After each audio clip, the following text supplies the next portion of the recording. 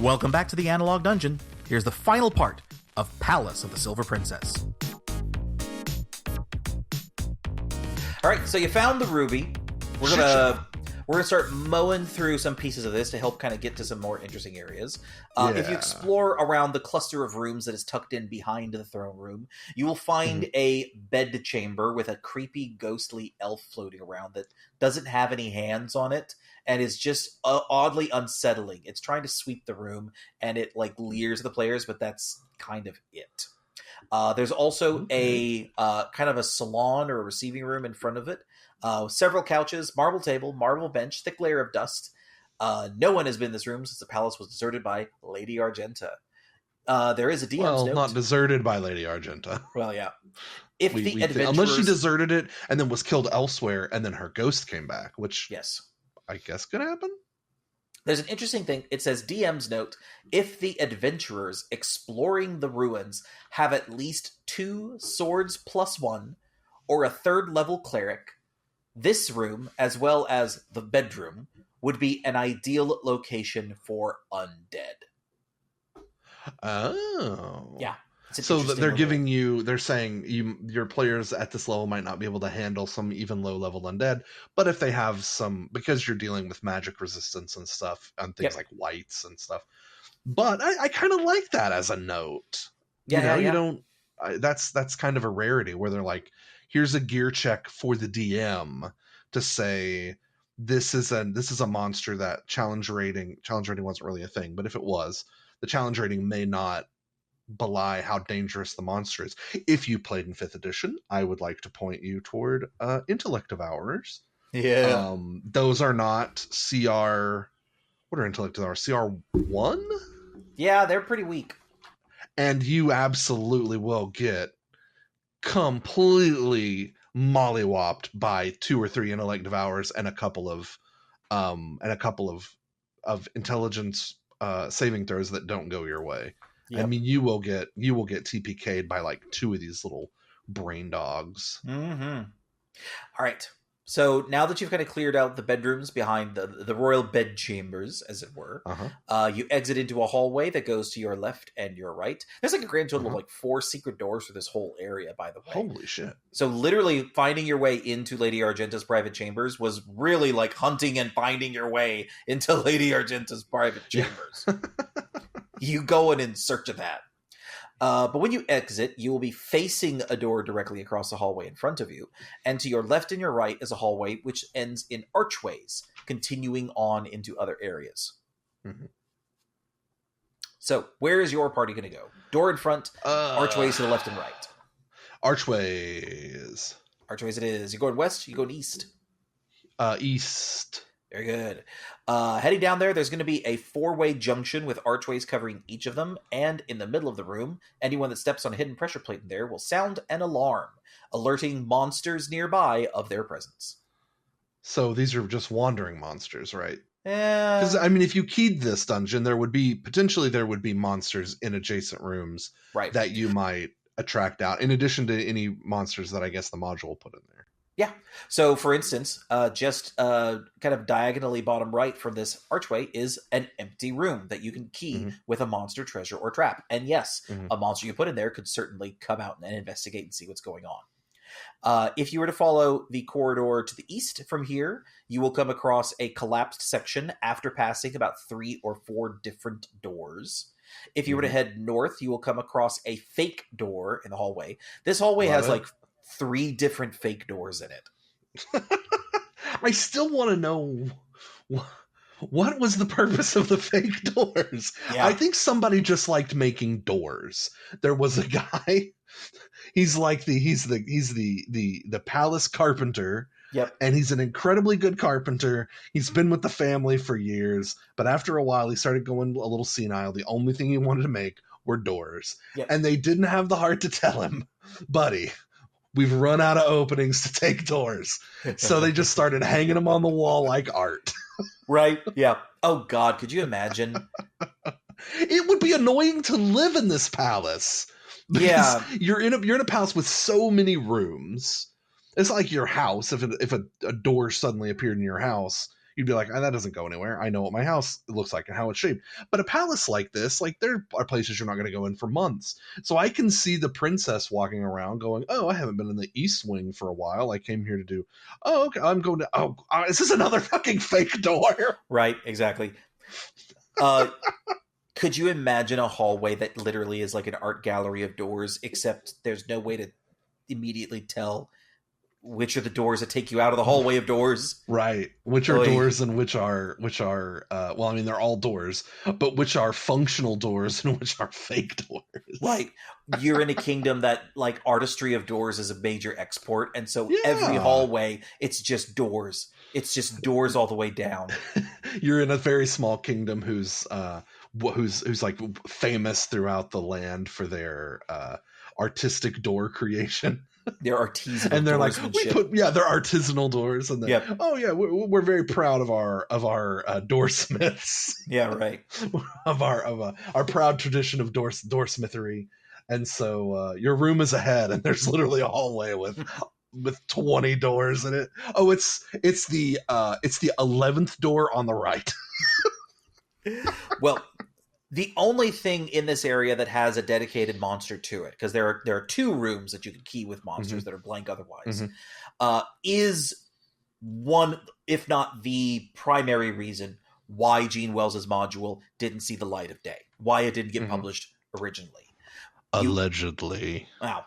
You open the door to this room, and the description of the room says, "A beautiful young woman hangs from the ceiling. 9 ugly men can be seen poking their swords lightly into her flesh, all the while taunting her in an unknown language and pulling at what few clothes she has on. Part of her ankle-length hair has been wrapped around her legs, securely binding them together, while the rest of her hair has been used to tie her hands to a ceiling beam. A long U-shaped table dominates most of the floor space. A huge fireplace is on the north wall." So this is an illusion. It says there is no woman being tortured by 9 men. It is created by the monster living in this room, a Decapus, Decapus. It will attempt to lure unsuspecting adventurers into its reach, so it may attack them. There are details on the Decapus in the new monster section. Gene Wells, in interviews, said the Decapus was, for her, a monster that she wanted to create an illusion that it used to lure things nearby because it didn't want to run after them. And it specifically was, she was looking for something that would make the paladins, not thinking, just jump into the rooms. Sure. It says, according to the description, this clever monster has the innate ability to use both ventriloquism and illusions to appear as a helpless, beautiful woman, usually hanging from the ceiling and being taunted by 9 ugly men. Its true form has 10 long tentacles extending from various parts of its body.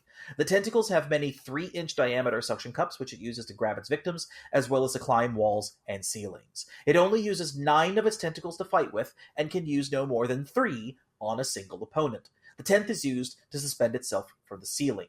On the floor, the Decapus is practically helpless, only being able to move short distances in a slow and uncoordinated fashion. The most common color of a Decapus is green, although purple or yellow ones may be found. They have patches of hair growing on their body. They have no iris in their eyes, only dark pupils. The mouth of a Decapus is a horrible thing to behold. It is very wide and has long yellow teeth and a terribly foul breath. The Decapus is incapable of human speech, but is an expert at mimicking a high-pitched scream. It can also make guttural noises, which are understood by others of its kind. The sounds are extremely unpleasant for humans to hear. The only sound that can be understood is the Decapus' language other than a scream is the hideous laughter it emits when it has killed its victim. Okay, so first of all, Gene Wells, great at making monsters. Creepy as fuck. She could have done, she's like Stephen King. She could do horror, she could do horror stuff, and she would be great at it. Because that was some of the wildest shit. Now, outside of the illusion, we're packing the illusion away for a discussion to come shortly. Right. Outside of that, great, creepy. She's good at the weird. Like it's. I don't know if she was a fan of Lovecraftian, Cthulhu, Miskatonic University sort of like. If like it wouldn't surprise me if she was, and she could have rocked that shit in its now kind of in its heyday, right? Yep. The illusion, however, the description of the illusion, yeah, that's wild. That's wild. And that is specifically, this specifically was what was brought up when they were brought into the office and told, like, why are you putting S&M in front of children? Which, I mean, that's okay. So that's putting it not charitable. That's not being very charitable. Which no, I guess is fine. Not at all. But it is 100% what the it is. That's what the Mom League would 100% have put out there. Yes, it is technically correct in the words of Hermes from Futurama, the best kind of correct.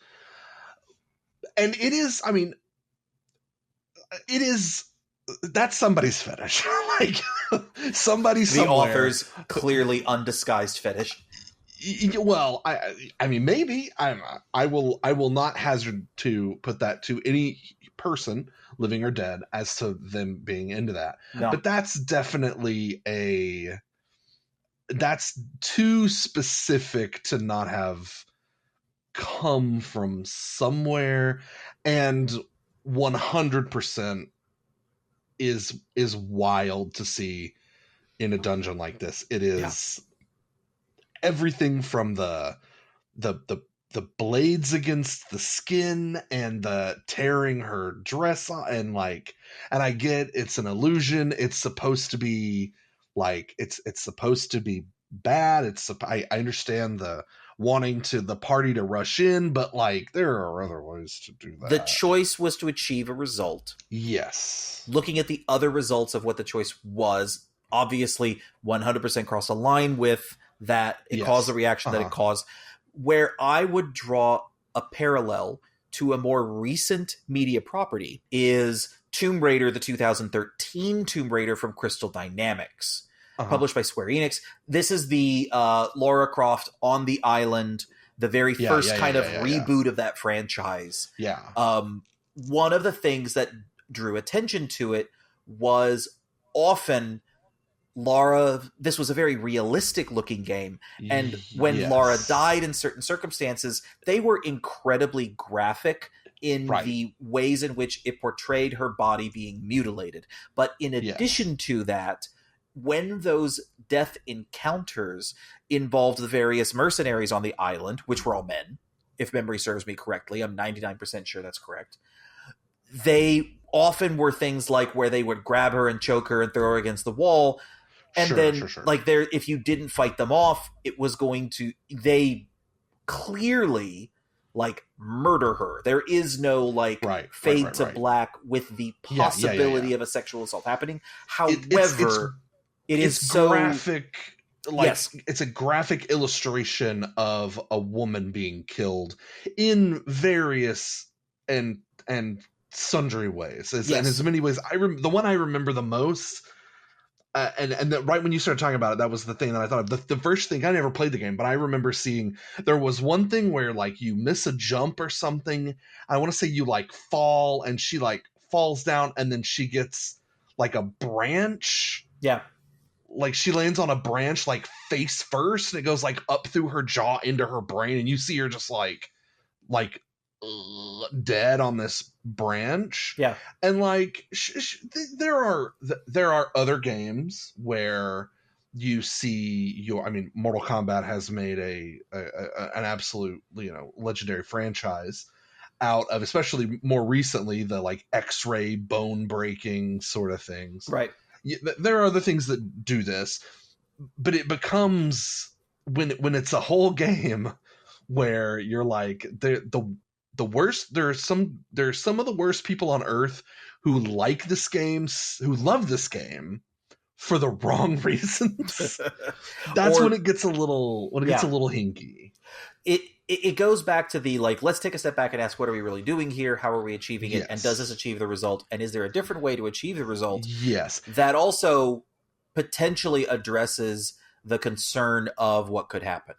And in Jean Wells's recollection, whenever she was interviewed about this, she passed through multiple editorial levels, and they said these things are acceptable. And then at the highest level, whenever it was published, they said, whoa, what the fuck happened here?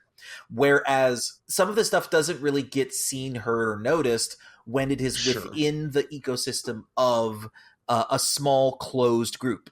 Just the same way that a lot of video game like errors don't get noticed until they get in the hands of millions of people. I mean, I don't know. Like, so the Lara Croft, the Tomb Raider thing was a choice, and I can see how you could make the argument like, we're not going to pull any punches. It would be inappropriate for us to treat Lara Croft with kid gloves because she's a woman, without really thinking about maybe the finer aspects. And that's a decision that goes well beyond. And I mean, they made the game and they didn't take it back. So like, that was a decision that they made there. I do think there's some like relative similarity between the two. Yeah. This, because I didn't look this up. I didn't read this. Like I kind of wanted to come into with you reading it. I think, and maybe I'm, and this may be very unpopular.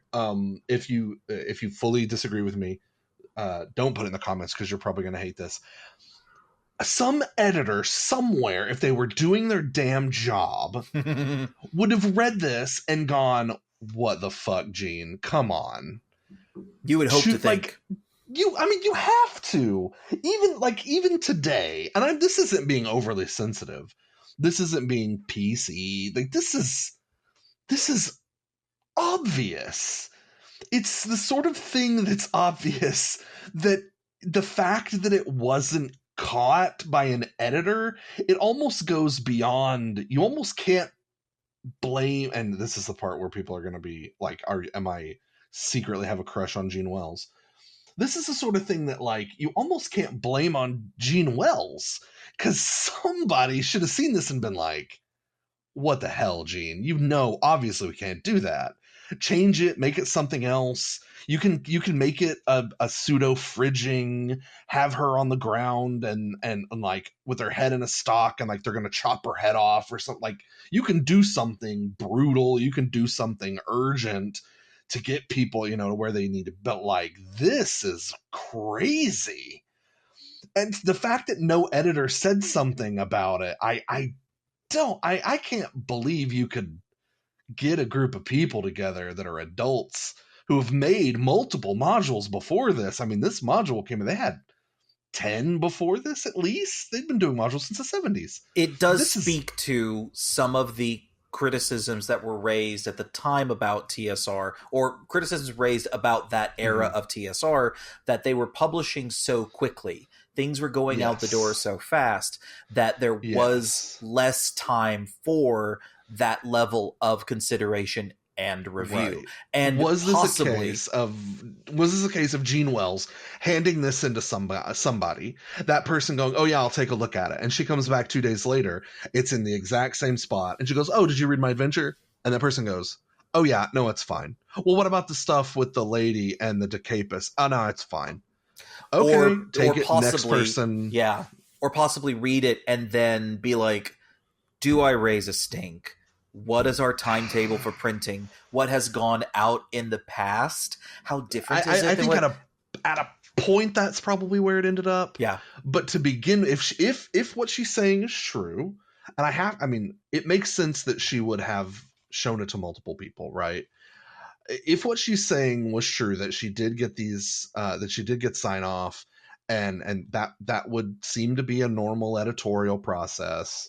This was a failure of the whole system that this sort of thing came in. This is a failure of the whole system. It's like the castles on the Little Mermaid VHS. Super famous. I'm not going to explain them. Yes. Same, but at least that was subtle. Like, that's the thing. This is so unsubtle. Yeah. Like, when you were reading it to me, I was like, oh gosh. Yeah, which goes further to explain the extreme reaction of pulling all 10,000 copies, getting them into the landfills, but also people just squirreling them away at home. And this was the monster. This was the monster on the cover of the fucking module, which is kept. Absolutely, right. Yeah. I just looked it up a little bit ago in the green book. In the green book, the Decapus, it's green, right? It's orange and green. Yeah. Yes. In the green book, the Decapus is exactly the same. It just does not create an illusion of any kind. You walk into the room, same room. It's hanging up on the ceiling. It doesn't give you as much information. Yep. You fight it, you kill it, you're done. It's one of the few. It's one of the few of these original Gene Wellesian monsters that is retained in the book. But I mean, because they couldn't change the cover. But the big problem was with the cover monster. Right. To me, it's just like people just were not paying attention. Yeah. That should have been paying attention. And that's I think the single largest flaw, as you described, is that systemically there were checks that should have happened on multiple levels. And otherwise it got to a level that it was so blown up that it required such an extreme reaction to be able to correct and prevent. But hey, here we are so many years later with Ubus and with Decapuses. Decapi. I was just about to say that. But so that has to be the plural of Decapus. And again, both of these, again, monsters intended to create a kind of like singular effect. The Ubus essentially arguing the Decapus creating something that's a lure so powerful it causes players not to think and instead to rush in. Understanding those things helps you to be able to put those monsters into context.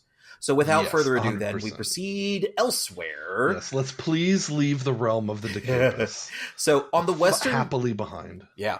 On the western corner of this dungeon, there are a series of rooms by the garden and the throne room that you haven't had a chance to explore. A lot of these are more bedrooms, including Lady Argenta's actual bedroom. Okay. Yeah, like... I guess her public bedroom versus a secret bedroom hidden somewhere. But also there are bathing rooms and other areas for entertaining and for people to stay in. There are descriptions of the various rooms that are all in there, as well as mostly the Ubus are kind of living all on this level, so they can kind of wander in and out. There was also a bathroom with different colored stones that could be used to set the temperature of the water. If you took 2 red stones and put them in the water, they would create hot water. 2 yellow stones would bring cold. 2 blue ones would remove the water. Mixing a yellow and a red resulted in lukewarm water. The blues only work with each other. So, nice little hey, I want to take these out of here. I can.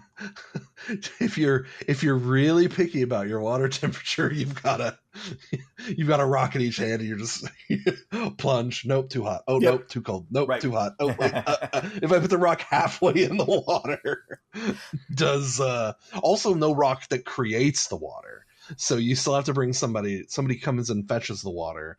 You temperature juggle it with the rock, and then your blue rock gets rid of the water when you're done. The stones that create the temperature of the water, they also create the water. Oh, okay. They create hot water, or they create cold water. I thought they changed the temperature of existing water. No, putting them in is the same thing as turning on a tap. Yeah. I was about to say, doesn't it make sense then to just like attach these to, I don't know, two spigots of some description, and then just the I mean, I appreciate. Now we're going to our various isekai protagonists that were contractors in their previous worlds that are putting like runes on the bottom of spigots and putting them in and making onsens everywhere. It's such a fun, interesting little mechanic that I assume doesn't really matter at the end of the day. Parties just stood in the room playing with the rocks, trying, like, once you figured, because there's no instructions on the wall, I assume. Once you're like, you're sitting in the room playing with the rocks, turning them on, turning it off. Oh no, this one makes it hot. Oh, this one makes it cold. The original we 3 take it? seashells question. Yes, exactly. Yep. The only other really thing that's relatively of interest throughout these rooms, in this kind of like dormant, or this living area, is a teacup in one of Lady Argenta's sitting rooms, which is also the room that has the portrait mentioned elsewhere. In this one, the portrait, she is holding a beautiful blood red ruby the size of an apple. Yeah, so yeah, see, I knew this thing was definitely embellishing the size of this thing. But in this room, there is a magical teacup that will sing when lifted off the saucer, and randomly sing one of the 100 songs it knows. Its name is Spotify. Spotify the teacup. Spotify the teacup. That's fun. So that's in a bedroom? Yeah. Well, it's a sitting room. So chairs and tables around a fireplace. And the portraits. So it's really just a room to, like, sit and drink tea and entertain and talk. A salon almost. Interesting. I love the idea of a singing teacup. Yeah. That's you could see that as being actually useful, or something that would exist. It'd be like an ostentatious, an expression of wealth. Oh, my teacup sings one of 100 songs. Yeah. Take the teacup off the saucer, so you just hold it, and while you're holding it, it just like gently sings to you. Wild. Love that. She's the magical items and the treasure in this has also been unique in a way that I appreciate. I remember, like, the platinum needle from earlier. Like, the fact that I even remember that. Right. Yeah, that's really fun. Singing teacup. This is before Beauty and the Beast too, so right. Disney. So north of this kind of living area, there are several other rooms that have a mix of different purposes. One of them is a watchtower that's on the very edge, kind of on the top and edge of this whole palace. So that allows it to kind of see out and see all throughout the realms around the palace. There is, after a round, players will hear scuffling and fighting noises from the other side of the east wall door. This is assumed if players are in the room, they will hear this. Because they've like entered the room, they're in the watchtower room, and they're looking around out through the windows. They're seeing all the stuff around, and then they hear voices back in the hallway that they came in from. Phrases like, "Come on, Briardoor, I got her," "No, Joshua, not him," and "Take that, you filthy worm," will be heard intermixed with other noises. If players open the door to investigate, bright light will fill the hallway, and all that will be seen are 3 swords fighting each other as if by themselves. It is an illusion placed there by the palace magic user to frighten intruders who may decide to enter the tower. There are trap doors in here that lead down to the entrance level, as well as a rope ladder that leads up into this. So this is kind of like a, hey, if you're in here, there's a trap here that's meant to just kind of like scare off the burglars when they first entered this level. It's so the trap is supposed to be scary? Well, it's meant to make it sound like there's fighting and people engaged in combat right outside the door. Which if you enter this room from the hallway, you're like, what the hell? We just came from there.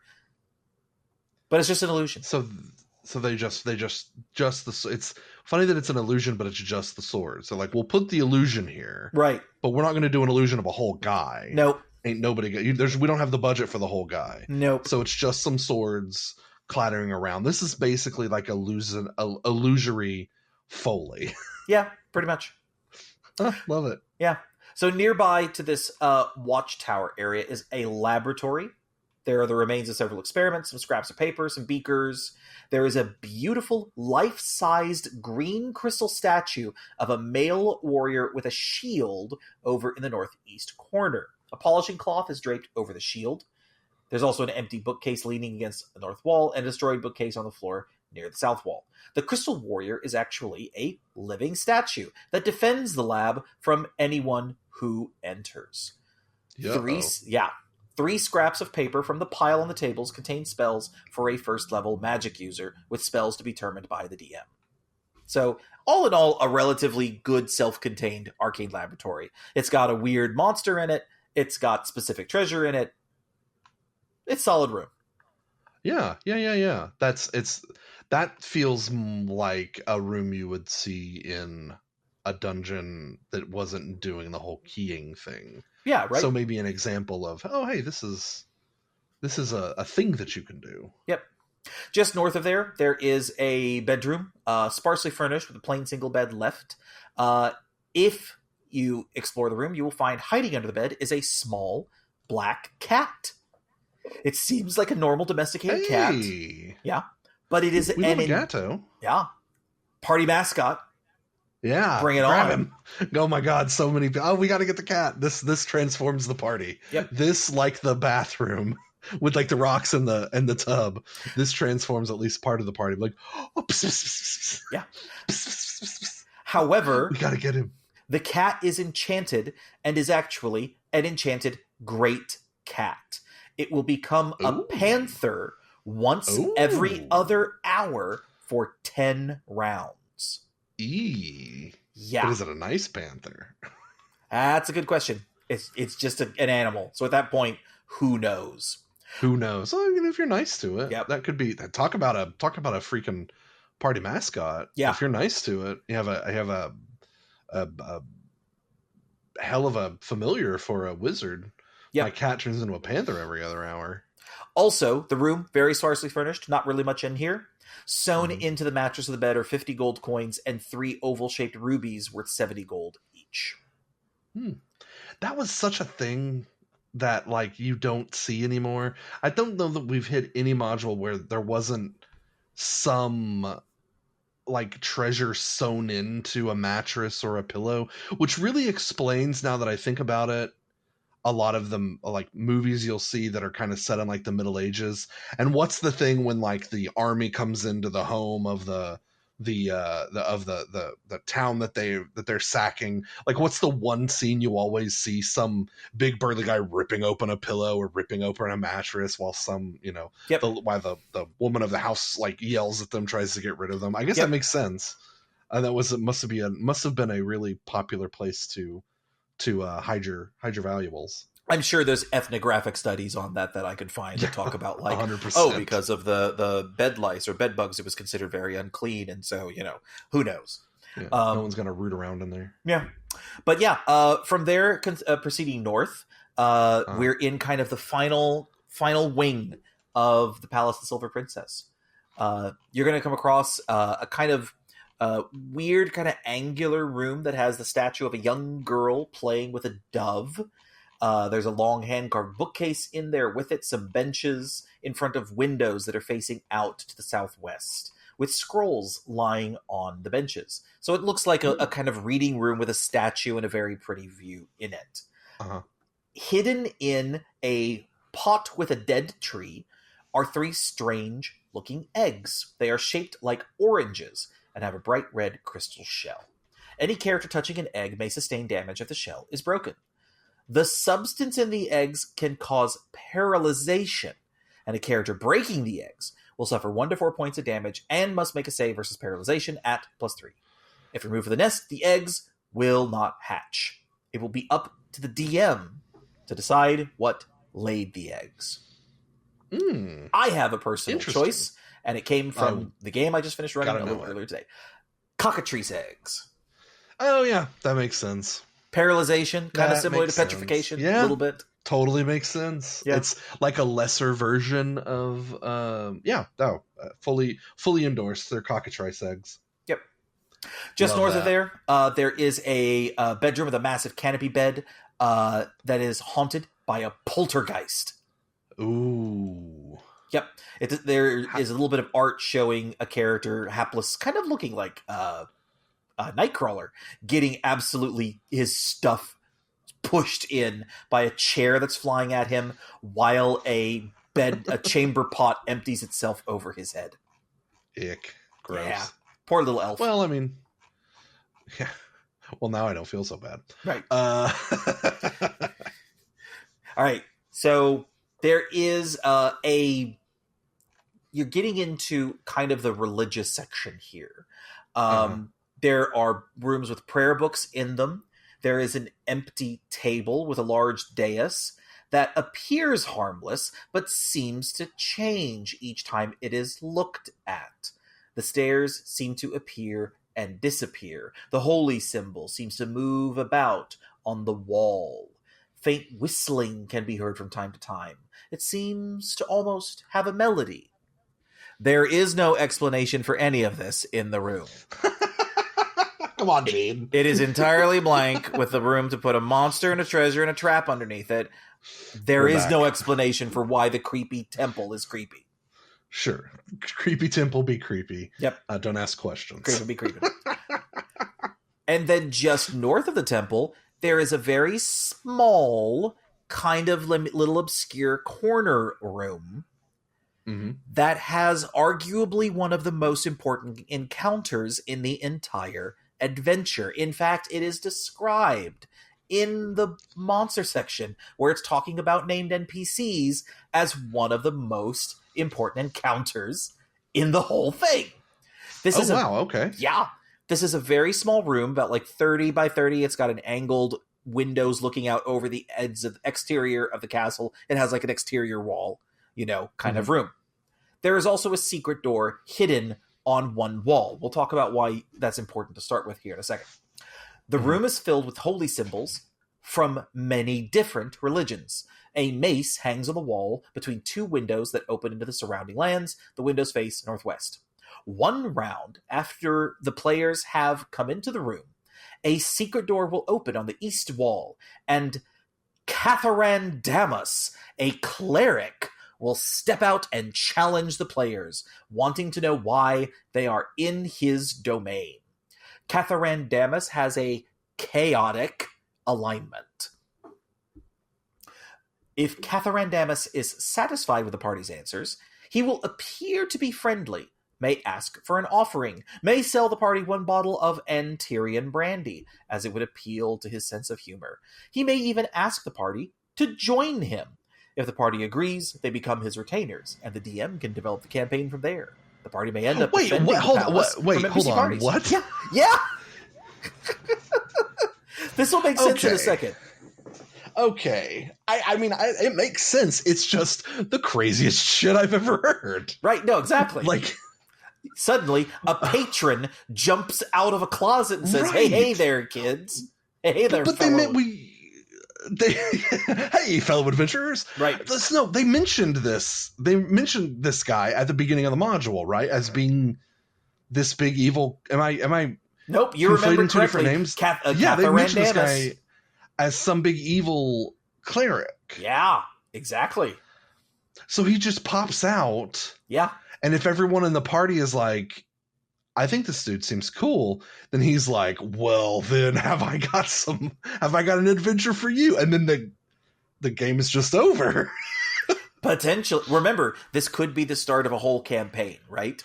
Well, sure. But like at this point, you're like, yeah.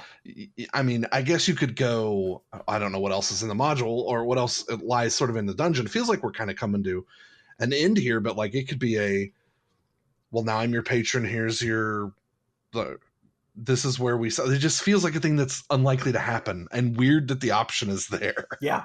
So if you go further down in the module, there is a section that's describing names and talking about kind of some of the special monsters and the special monster reactions that are in here. Catharandamus has acolytes that are kind of scattered around throughout the module. They will attempt to warn him of intruders without leading the party to his location. They will aid goblins and berserkers if there is a fight, but their first loyalty is to their master, Catharandamus.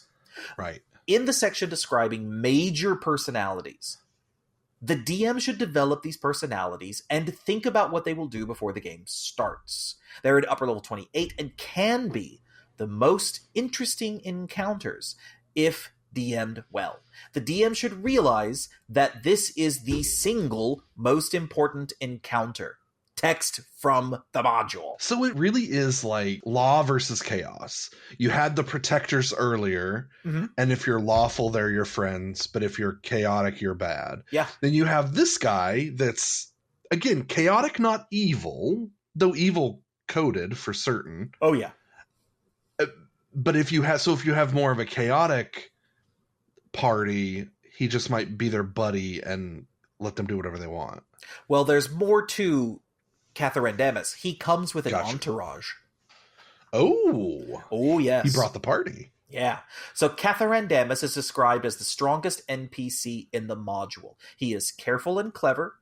He will not fully trust anyone and will always have an escape or some other plan ready. The DM should decide what he will do before any action develops, especially what he would do if the party suddenly attacks. Catharandamus uses people. He doesn't mind seeing other characters die if it helps his own plans, but he will not carelessly kill someone who might be useful later. He will not reveal why he is here, though he may lie about it. Perhaps he's trying to use this area as a power base. Perhaps he is hiding from the revenge of Decapus. Or perhaps he is looking for secret knowledge or powerful magic buried in the collapsed tunnels under the palace. He has an odd sense of humor and is very, very dangerous. Wow. Yeah. Dehemus, by the way, Lady Dehemus of Golovia. Oh yeah, my real secret crush of this module. Yes, exactly. The Goth Baroness GF. Yes. That's my room from your goth girlfriend. There you go. But yeah, so he might be hiding to avoid Dehemus's revenge, or looking around for anything that he can get his hands on. The description of he has an odd sense of humor and is very, very dangerous. Obviously, part of the chaotic, description. Sure. I can think of a half dozen different seemingly weird spoken but very powerful evil characters that players have come across. People if you're familiar with Final Fantasy XIV, Emmett Selkt, who is is he someone who's on our side? There are people who are just I love this wubby villain and no one can take him from me. He completely screws over the party, despite seeming like he's actually helping them, and he is my guy for ride or die. He's an opposite Tom Bombadil. Oh, absolutely. Tom Bombadil is not helpful, but clearly good and wants to help you. This is a helpful, but doesn't have your best interests at heart. He's a wrong Bombadil. Right. Yeah. Right. He is very Loki coded in that kind of way. Yeah, it's yes, I could help you, but nope, it's actually a snake and he's going to try and bite you. But he is accompanied by 3 others. At least. There may be more. You might have acolytes, you might have berserkers, you might have goblins or bugbears. There's a whole different set of monsters that could fight with him. The first person that is on his side is Aaliyah, a young, pretty adventurous, infected by a werebear with lycanthropy. Yeah. Interesting. Catharandamus learned of her secret, realized she would be a powerful servant. She looks on him as a kindly father figure and will fight to protect him. Catharandamus doesn't really care about her, though he is careful not to let her know. She has Aaliyah, I remember this from the beginning of the module as well. It's spelled weird. And so this is the person that my guess was this was actually the princess. Oh, but this really? Is not the princess. No. Yes. Nope. This is a werebear. This is the one that I feel like was intended for you to think, oh, that's actually the princess, because she had one of them had a ruby weapon, and she's yep, that's it. So that makes sense. She is wielding the Sword of Spartuzia, a wondrous ruby-bladed magic sword once belonging to the legendary female warrior Spartuzia, Eric's daughter. The sword is believed to be cursed, a curse that caused it to constantly search for a true female descendant of Spartuzia.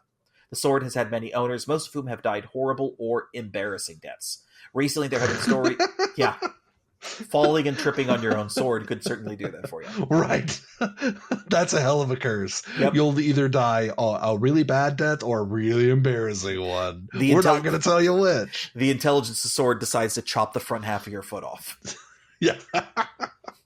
Recently, there have been stories of the sword emerging from unknown depths and is now in the hands of a female werebear. It functions as a +2 weapon in the hands of Spartuzia's descendant. Others find it will serve only as +1. Men find the sword's build a little too delicate and feminine, but it seems perfect in the hands of a strong woman. The blade of this sword is crafted from a single flawless ruby. So this is the giant ruby we've been looking for. Yeah, there's lots of rubies lying around, and this one certainly seems much larger. It's way bigger than the My Lady's Heart, the heart of the heart of the ocean. There's another way through My Lady's Heart, and that's right between the ribs and all the way through. That's true. Tales speak of a race of ancient red dragon worshippers creating the sword for Spartuzia because she saved their queen dragon from vengeful knights of other lands. A juxtaposition of the trope. The sword was given. This is so much lore for stuff we just were not expecting to see here. And now it's like all of this backstory. Here's something to hang the rest of your game on. We're going to give you nothing up until this point, and then we're going to give you it's all packed in. All of this information that you can use to do something new and exciting. All of your story hooks were all in the same single 10 by 20 closet behind a secret door in one corner of the palace. A guy that just pops out and is like, vibe check, everyone in here cool? Okay. Oh god, it's exactly what he's like. Catharandamus would absolutely show up and use modern slang, and the people are just like, dear God, what's wrong with you? Yeah, that's what gets him killed most of the times. But yeah, what little history is known about the sword tells of Spartuzia being swallowed up by the earth. The sword resurfaced many years later when a group of natives were burying their old chief. The new chief claimed it was a gift from the gods to him. However, 3 years later, his wife murdered him and his mistress with the sword, and then threw the sword and herself off a cliff into the raging sea. This is a whole novel. This is a whole this is a whole tragic romance novel in a sword. And it's not even the background of the sword. It's just the last couple people to have it. Aaliyah's like crazy. Aaliyah hears something and lights a candle. The sword has as bifocals on and is penning something. Right. And he's like, "What are you doing?" I'm just taking down my memoirs. This is some Fred Saberhagen shit. Yeah, really. The sword turned up after 100 years later in a fishing village. The whole village was burned to the ground by a horde of barbarians not long after. After that fate, it was unknown until it came to the possession of the aforementioned werebear. The ruby blade appears valuable, but is cursed. It cannot be sold. It must be given away or thrown away. If a character attempts to sell the weapon, no matter how carefully or roundabout, the sword will find its way back to that character, and the selling price will be lost. The sword also brings disaster upon any owner who is not a true descendant of Spartuzia, as Aaliyah is. Oh, so she is a descendant of Spartuzia, so it's a dope ass sword in her hands. Oh, absolutely, which makes it really terrible for anybody fighting her because she is a werebear with her named weapon. You have reached main character energy happening here. That is absolutely true. But it also means that if you take the sword from her after fighting Catharandamus as well as her, then you're fucked. You take the sword and your bad things are going to happen because you are definitely not a descendant of Spartuzia. Nope. There are two other members of Catharandamus's party, Boron and Zyzom, dwarves that are his retainers. They serve as bodyguards, and he protects them from goblins. No one knows why they're here, but they may be outcasts who have joined Catharandamus for loot. Perhaps we know everything about Aaliyah and everything about her weapon. We know nothing about these two guys. These two guys. Yep, that's so funny.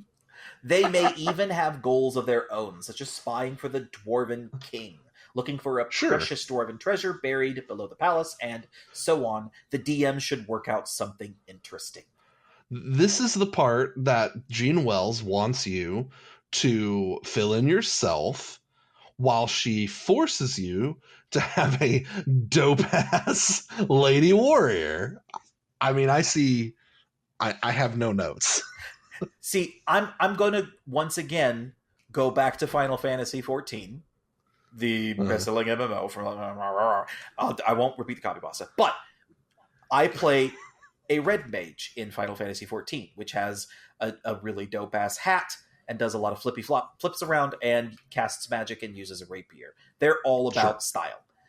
One of the kind of main characters of the main like NPC cast, Alice, is also a red mage, whom I affectionately refer to as my murder daughter, because she is completely out of pocket when it comes to like absolutely burning down villages for slights. Or just completely just like, nope, they gotta die. Aaliyah is the murder daughter of this party. Yes. Aaliyah is a precious, perfect princess. She is a werebear. She has a ruby weapon that is her ancestors' specific weapon. She has a kindly and unhinged Rick Sanchez of a father figure with her. She's Beth, essentially, from Rick and Morty. She's Beth or Summer in certain instances. No. Yes. Boron and Zyzom are 100%. Oh, that's Morty and Summer in this case. But, that's hilarious. No, if you like, Beth is someone who I just saw the episode the other day because I've been slowly kind of poking my way through things. I just saw the episode the day where like Beth and her clone sister are 100% murdering anyone around them as they're just fighting, which is when I think Rick decides to just kick one of them off planet. Yes. But he's like, this is why someone said this is why he made her an entire fantasy realm for her to just go nuts and murder people. Yeah. Because otherwise she would have killed the entire great episode. That's Aaliyah. Yeah. Aaliyah, that's true. Aaliyah is the Beth Sanchez. Aaliyah is the murder daughter. And you know what? Aaliyah has never done anything wrong. And we love her for that. Yeah, in the words of Shadowheart, I am God's perfect princess. Yes!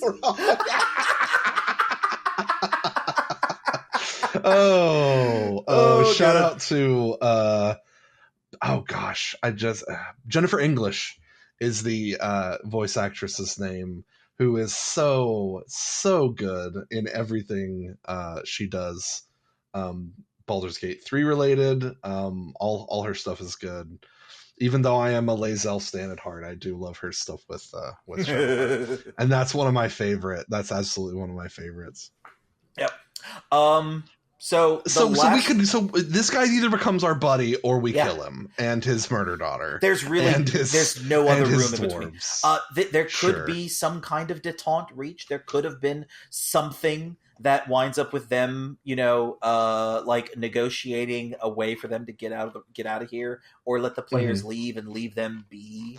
If the players are murder hobo oriented and they chew through this encounter in a very small space with a pretty powerful cleric overall, who is going to be using like cause fear and darkness. As well as, his murder daughter and his dwarven retinue. Right. But also, the room only has one exit, unless you're going out the window. So, which you might if Aaliyah gets her paws on you. Pretty much, yeah. So, other than that, there is a grand ballroom nearby. There is a small room with a chess set that is used as recreation for Catharandamus and his friends. With a lot of a gold and silver plated chess set that's worth 2,000 gold, and a lot of other pieces in there that are but that's it. That's it. Catharandamus is kind of the final boss of this dungeon. You can either fight him or join him. Yeah, which is and it's legit. It's legit set up that way. Yeah, it's not a thing like if you do these things and stand on your head and whistle green sleeves, he'll let you you have the choice of being passing the vibe check and joining his merry band of misfits, or fighting him and he becomes the big bad, which is very interesting. Certainly a choice. You know, I've been watching you murder your way up here since you first came in here, and let me tell you, you got moxie, kid. How do you feel about going pro? The way you killed Travis, loved it. Also, thank you. That guy fucking scares me. Yeah.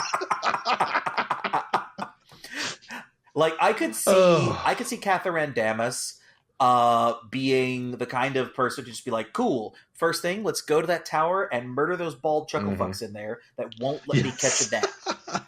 Yes. I want at least one of them alive so that we can torture them and figure out what the hell they're all about. Right. This is some good real estate that's just sitting open. So let's get in there, deal with all the weirdness, take care of anyone who we need to take care of, and then we've got the dope ass castle all to ourselves. Yeah. I fully on board. But if the players have kind of gotten through this and chewed through everything, they're going to find My Lady's Heart. They're not really going to... slightly disappointed, but it's still a lot of money. No, yeah. It's got a price tag bigger than it is, for sure. That's fair. You're going to not really have a satisfying conclusion to the story of what happened to Lady Argenta. That's not really part of it. Unless your DM creates that. But yeah, at rule as written, I mean, a lot of the stuff that you encounter just is not... honestly, very little is explained of what you encounter. Yeah. You don't know really much about the relationship between Lady Argenta and the knight, though since he shows up at her side, one would think that maybe it was a little more positive than negative, but who really knows? You ran into a lot of things that could lead you into other areas. It could lead you to believe certain things. Like... why was Travis there? What's with all the crazy alien-like monsters? The protectors, yeah. I mean, all the stuff, the protectors, the purple moss. Oh yeah, from before, the bubbles, like all this. I mean, I guess maybe I'm looking at it. Maybe these things are perfectly normal in this. What could be considered the Gene Wells cinematic universe. Mm-hmm. Maybe these things are normal and you always fight bubbles and purple moss, and people walk into rooms and they see a lady hanging from the ceiling and are like, oh, not one of these fucking things. And like, they know exactly what it is. They completely ignore it. So I think it's the difference, personally. I think it's the difference between sitting down for Lord of the Rings or sitting down for The Labyrinth. Yes. Because if you're going into a Jim Henson, joint, if you're going into a, Muppets and David Bowie and, Vaseline on the lens, 80s or 90s, soft fantasy, if you're going in for the Battle of Pelennor Fields with the high, fantasy epic music playing along with it. Those are two very different experiences. Yes. I do feel like that line at the end of Boron and Zyzom's description, the DM should work out something interesting, could have just been printed almost after every single entry. And I can see that can be a big criticism. At least. Yeah, absolutely. 100. I mean, a criticism, or... I guess, that could definitely be a criticism. Yeah. I think especially considering the module is B3, basic 3. It's to teach people the game. Right. Playing this much, and let's kind of compare and contrast it to Keep on the Borderlands. Keep on the Borderlands teaches you about orcs and bugbears and goblins and how your traditional D&D works, right? It's an ecosystem. Yes, and it gives you all that background. If you've never seen a bugbear before, it teaches you what a bugbear is. If you're not familiar with goblins or orcs, it shows you what those things are. It makes sure that you encounter, very clearly by design, make sure that you encounter things that you are going to encounter in mini games that you will almost certainly encounter in mini games to come. These same monsters that are still in so many, I mean, to this day, I mean, name a module that doesn't include a goblin or an orc in it. Real hard to do. That is understandable. Yes. If you play this as your very first module, it does not give you that. You're fighting bubbles and purple mosses and decapuses. You're not fighting necessarily orcs and goblins and, bandits and things like that. You get a little bit of it. That is definitely 100% a valid criticism of the module.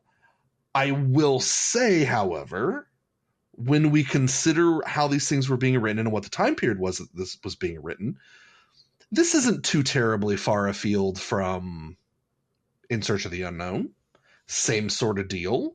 As the DM, you're supposed to key the dungeon. That's more part of that the difference in philosophy, right? The philosophy is of we want to give the DM something he can customize to let him or her do whatever it is he wants to do, or however they want their game to look, versus we want to give them everything they need to play the game with, this is going to sound derogatory, but I don't mean it that way, with as little thought as possible, with as little creativity as possible, with as little imagination as possible.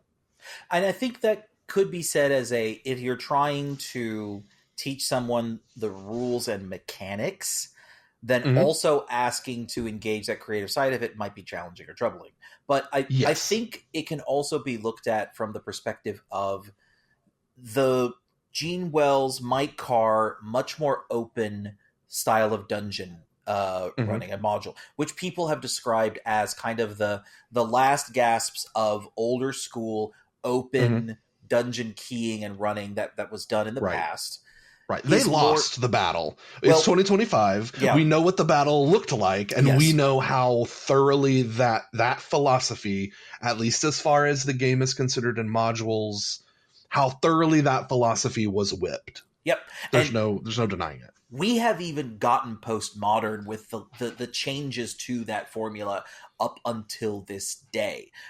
How many people keep track of experience points anymore? Right. How many people, are actively keeping track of gold anymore to an extent that in many games weight. Or gold weight. There's a lot of different elements of even post this open style of dungeon running that has changed significantly with what we would consider to be base D&D today. What I'm thinking of this, though, is that this style reminds me of a big box of Legos that had a lot of different shapes that could be made out of it, but mostly there was no instruction manual. There were just pictures. There were just, images. And then how you played with them was entirely up to you, which is also good, valid, acceptable, important. 100%. Both of these on the bookshelf, both of these in the toy chest, right? This is where, really, with this podcast series, being open about experiencing and understanding these, and then considering how we could approach one of these. I'm personally, after doing a lot of these modules, I'm interested in running an older school style dungeon crawl that is set up like an older school dungeon crawl, as compared to the more narratively heavy, character load bearing kind of structures that I have for many of my other games of the past, because I'm a big old story nerd. I love storytelling, and it really is difficult for me not to do that stuff. But there's so many ways for emergent storytelling to occur throughout a module like this, that it is really something where I want to try cutting my teeth on it to reach into the uncomfortable portion of the stuff I haven't gotten as natively familiar with as I have with other forms of dungeon running. Sure.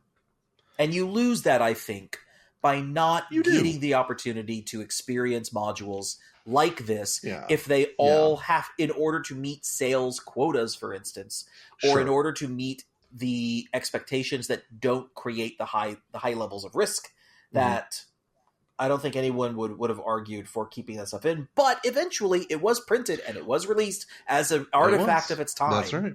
Yes. So There's something I It's think philosophy. Big picture philosophy. It's right. The big picture is the philosophy. Yes. What do you want? There are definitely going to be people on either side of things. I do think if we're going to be really even-handed about this, overwhelmingly the number of people who have never played before, just getting into the hobby, are going to want something that holds their hand a little bit more than at least the orange version of Palace of the Silver Princess does. So in based solely on philosophy, doesn't make it bad. It makes it potentially not the right tool for the job. And I think that is 100% fair to say. And I don't think there's anything bad about that. I don't think there's anything negative about that. Because again, in the time period, we have other modules like this that were doing this philosophy. One philosophy had to come out on top. It's VHS versus Betamax. One of them had to win, and in the case of VHS versus Betamax, it was not necessarily the better format. And you can Google that if you want, but Betamax is inherently better than VHS. It is because it is a larger physical media. It has a better picture quality than VHS. Yeah. Though VHS won it won because of a specific industry who adopted it and utilized it a lot, and so that's how they went. But this is not the place nor the time for that.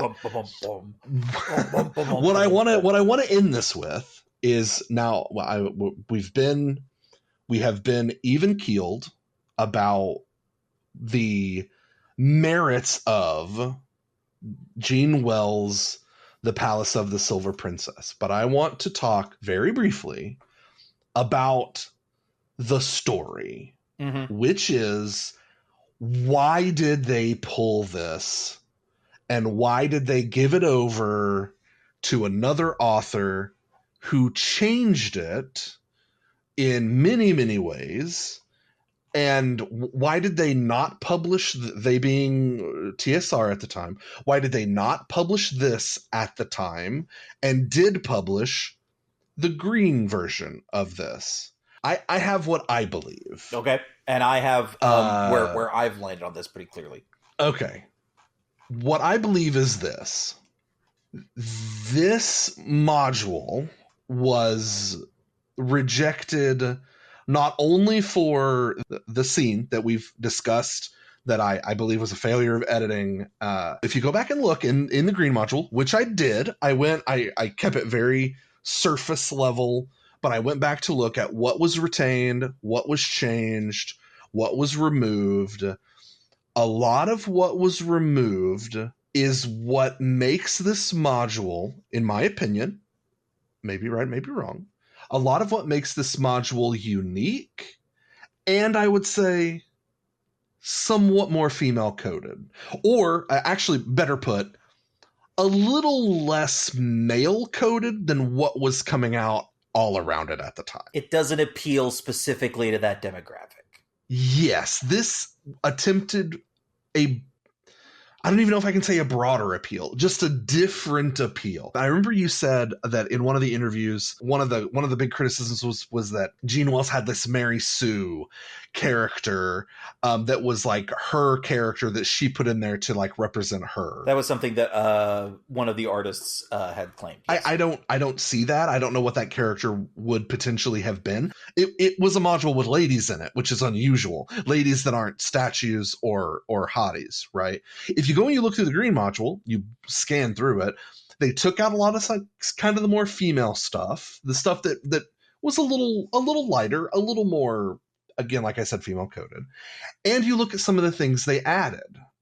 They changed the thieves that we met at the beginning, and they did a nice little drawing of them where they're nice and sexy. They added a couple of other pieces of art. There's a piece of art in the green module where there's a guy being attacked by a wolf. Standing next to him is some sort of lady with like a chainmail, like loincloth on, and you get very much some boobaliciousness going on. They took out some things like the platinum needle, and they changed some of the descriptions of things that went into a detail that would be maybe more that would stereotypically maybe more interesting to a female audience. I gotta say, at the end of the day, I think they took one look at this module. They said, well, there's an obvious thing we can't do. We're gonna change it, and for God's sake, make this more of a boy book as opposed to a girl book. We have to have some sexy girls, some sexy ladies in it, and we got to take out some of this girly stuff and add in some stuff that's going to appeal to quote unquote our audience, which at the time, unsurprising, but it does suck. And Gene Wells was, as we know, never really allowed to write another module. I don't think that was because of the Decapus. I think that was because her modules they were too girly. They were very different. They were. I don't know this, but I'm just going to assume it. If I'm the guy sitting there going, we need somebody who can write a module that appeals to the 13 to 14-year-old boys that are playing our game, Gene Wells cannot do that. She's going to put all this girly stuff in here. None of these guys want to play. Let her edit stuff. Keep an eye on her. No more modules from Gene Wells because she doesn't have it, which sucks. And that's all I'm going to say. You agree with me or don't agree with me? Hate me, love me. I did my research. That's where I have come down. I'm definitely in the same sense of this is one of the clearest top-down decisions that you could have ever described.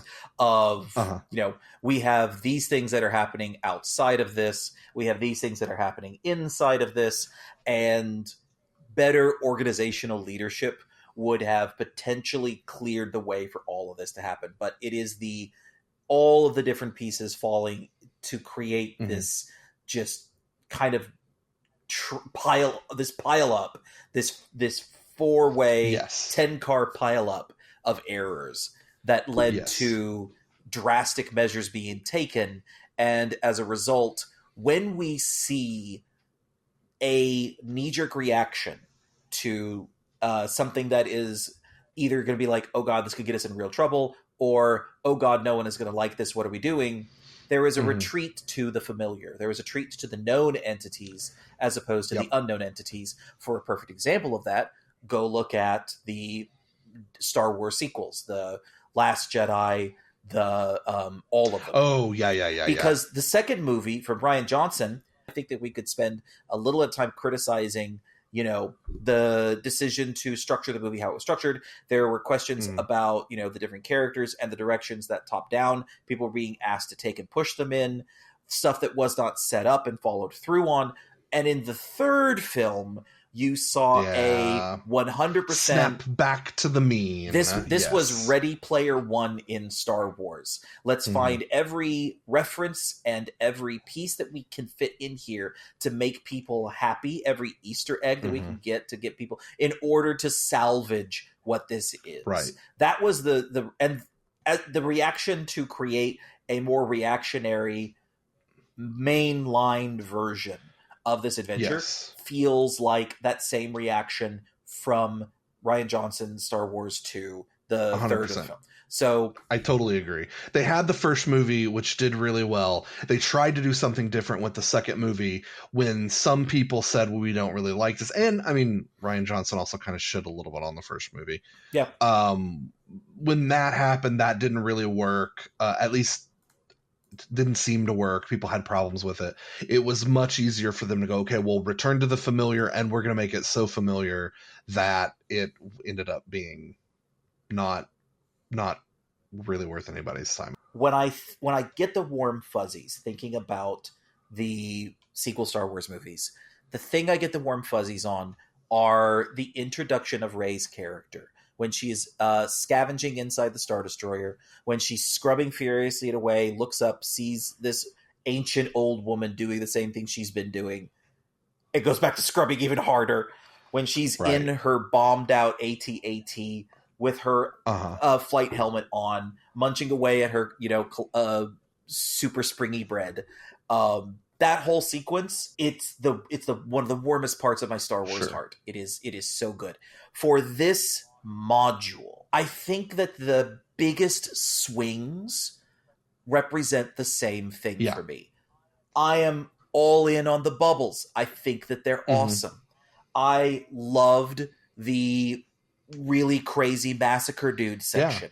It's atonal to some of the different things that are happening, but man, having a weirdo in the dungeon that's turned his whole area into this like crazed person Silence of the Lambs kind of horror film is, I think, pretty interesting.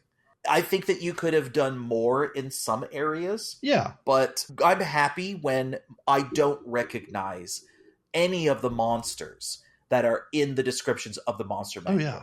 Personally, as an enfranchised player, the more of that I see, the better. And I would argue that it is just as effective for a beginning player as it is for an enfranchised player. With a beginning player with a good DM, it says at one point in time, a good DM will be able to XYZ. So you can almost look at this as a way of saying, are you a good DM with brand new players? If so, Palace of the Silver Princess. Because like you said, I loved parts of it. The bubbles were super interesting. I loved the two thieves that you meet in the dungeon and how open-ended she left it, because I think that's one of those things where it's set up in a way where it's not immediately a fight. You're going to talk to these characters, and depending on how that conversation goes, you know, I kind of go into D&D games a little bit loosey-goosey. I like to kind of make it up on the fly. I like to, within reason, I prepare, but like, I like to leave some, I like to go with the flow sometimes. For me, I would know those characters. I would know I would know what they're doing. I would know what their motivation is, but I would have absolutely no idea what would become of them, because I would want to know how the party reacts to them, how individual characters in the party react to them, as far as like how they react, how they then react to the party. And to me, that is such a good encounter, like just a plain good encounter to have in a dungeon. And there's multiple instances of that. The cleric at the end is another sort of, will they fight? Will they not fight?